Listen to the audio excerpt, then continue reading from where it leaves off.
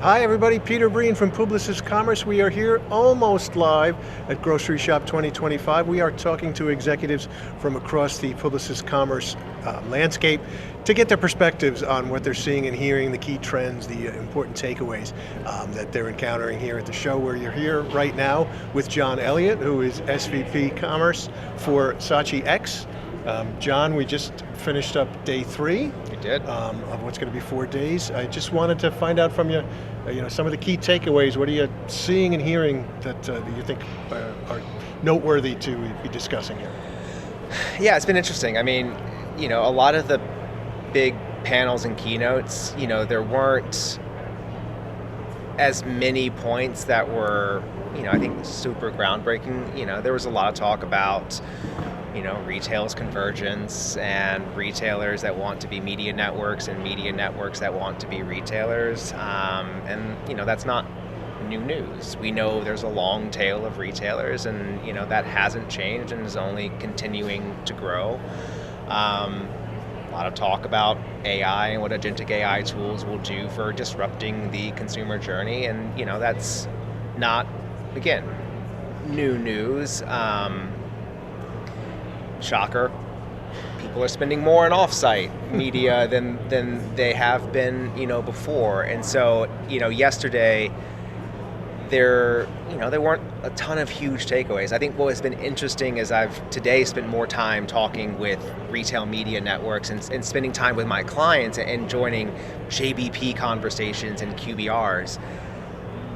What is interesting is, I think, what some of the, we'll call it newer platforms, so Instacart, DoorDash,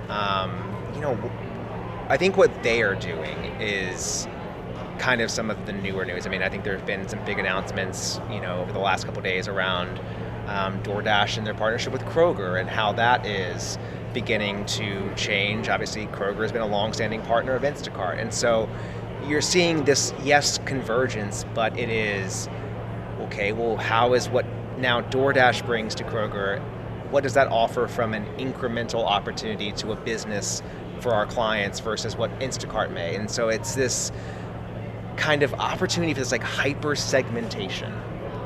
This opportunity to say, yes, I can reach Kroger, but now I have an opportunity to reach Kroger through KPM. I have an opportunity to reach Kroger through Instacart. I have an opportunity to reach Kroger through DoorDash. And as this market and retail media continues this proliferation, so does the way that you have to reach a single retailer and a single audience. And it's just, I think the next 2 to 3 years, and there was a lot of conversation about, well, what may the next 2 to 3 years look like? I think it's just more tough choices for marketers, more tough choices for brands, and how we choose to go to market, how we choose to reach our consumers with more choices than we will have ever had before, more companies fighting for even thinner slices of a ever shrinking pie.